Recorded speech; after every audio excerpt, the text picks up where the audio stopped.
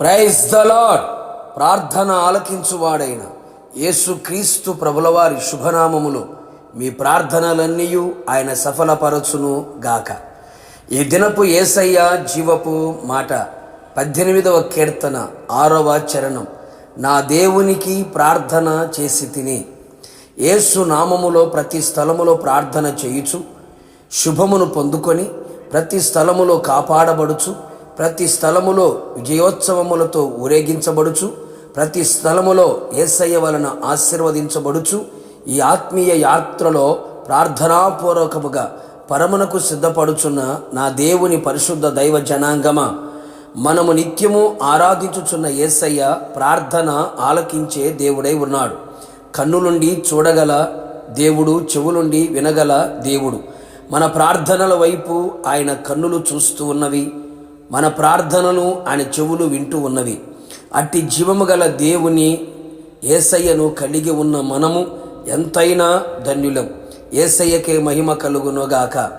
యేసయ్యే మన బలము, ఆయనే మన శైలము, ఆయనే మన కోట. యేసయ్యే మన కేడము, రక్షణ శృంగము, ఉన్నత దుర్గమైన దేవుడు.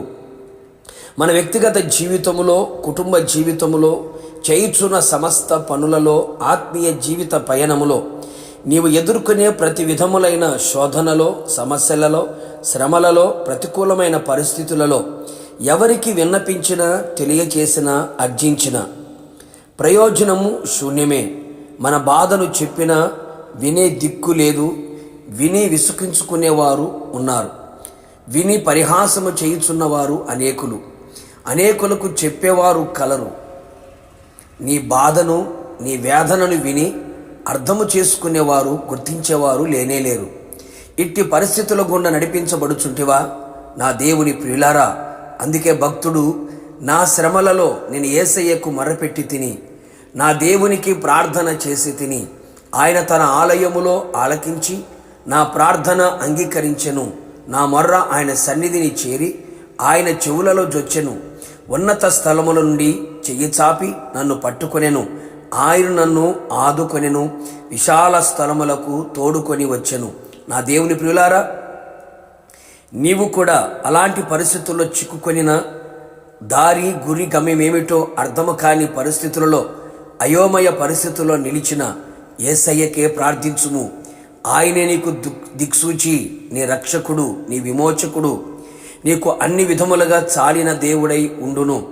అటు ఇటు తిరిగి నీ సమయమును వ్యర్థము చేసుకొనక, నాకు దిక్కు నీవే ప్రభు అంటూ, ఆకాశమందు నీవు తప్ప నాకెవరు లేరు అని అనుచు ఆయన పాదముల యొద్ద ఒరిగిపోదము.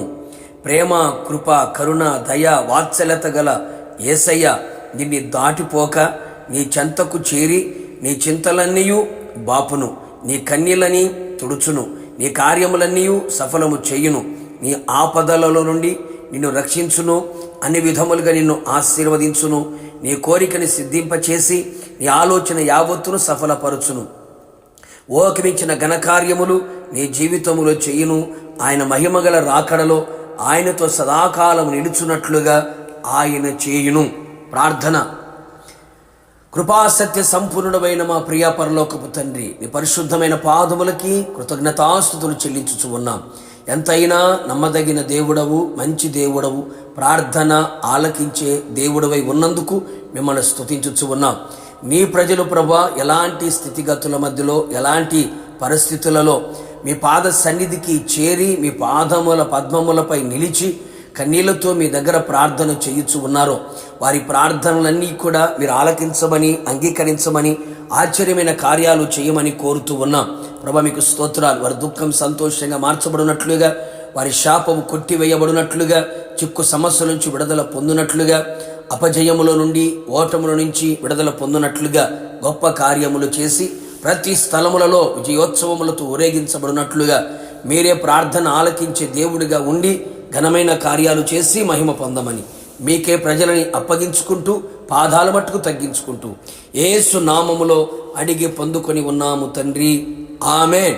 నిశ్చయముగా మీరును మీ కుటుంబ సభ్యులందరూ చేయుచున్న ప్రతి ప్రార్థన నా యేసయ్య ఆలకించి, అంగీకరించి ఆశ్చర్యమైన కార్యములు జరిగించును గాక.